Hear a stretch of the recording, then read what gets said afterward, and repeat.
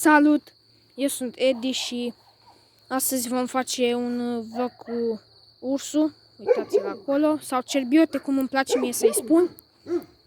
Aici cu vânăta. Stai să nu fie vreun urs. Ceva, vreun câine nerănăcit. Așa, și uitați acolo orașul frumos. Câmpul Lungu. Ce? Uite. Uitați-l. Hai. Hai. Aici un Suzuki Diana. N-ai să se focalizeze.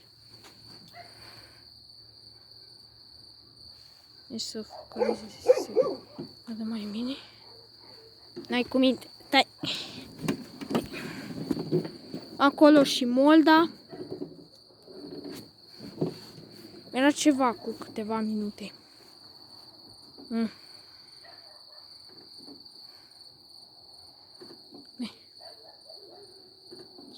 S-a făcut un pic urât și vreau să se focalizeze.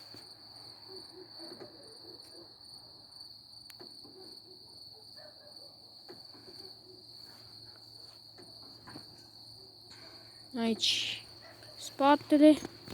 Lasă un pic să pun aici mai bine. Și dacă vă place videoclipul de astăzi, nu uitați, adică de acum, că am făcut o promovare azi. Și nu uitați să dați like și subscribe să se strângă 100 de abonați la loc. Ce? Ce? Vezi ceva? E ceva acolo? E o pisică. Uite, o pisică pe acolo.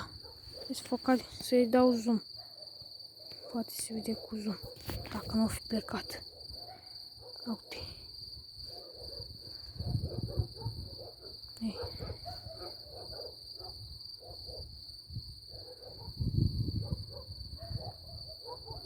Uite, ceva. Uite. Uite ce strălucește ochii la pisica aia.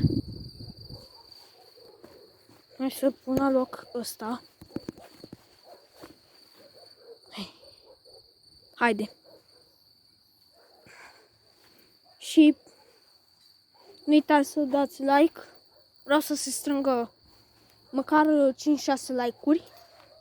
Aici liana. Vedeți? Opa. Vedeți acolo. Aici arată destul de bine. N-are și kilometri, că e veche. E second hand. Pot să o filmez fără griji, că n-are număr. Adică mașina asta normal ar fi ilegal pentru locuri publice. Dacă nu are număr, vă dați seama. Hai. Uitați aici iară. Uiteți, are acolo logo-ul Suzuki, acolo puțin luat. Ce? Ce? Miroase pe acolo. Gunoaie, prostii. Ăsta mâncă ca prostul. De-astea mâncă bolovani, mănâncă și, cum să zic eu, mănâncă și de-asta și mănâncă și băligar de oaie. Dacă vă dați seama ce face. E tâmpie rău, mă alergă, țipă, ăsta, nu urlă, țipă, pardon, latră la mine. Dar mai și întărâtam. Deci să văd împreună cu voi dacă e ceva. Dar se vede nașpa. Îți dau la loc zoom-ul. Îți fac un zoom așa mai doi puțin. Aici și ăsta, vânăta, pardon, și Molda, uitați-o.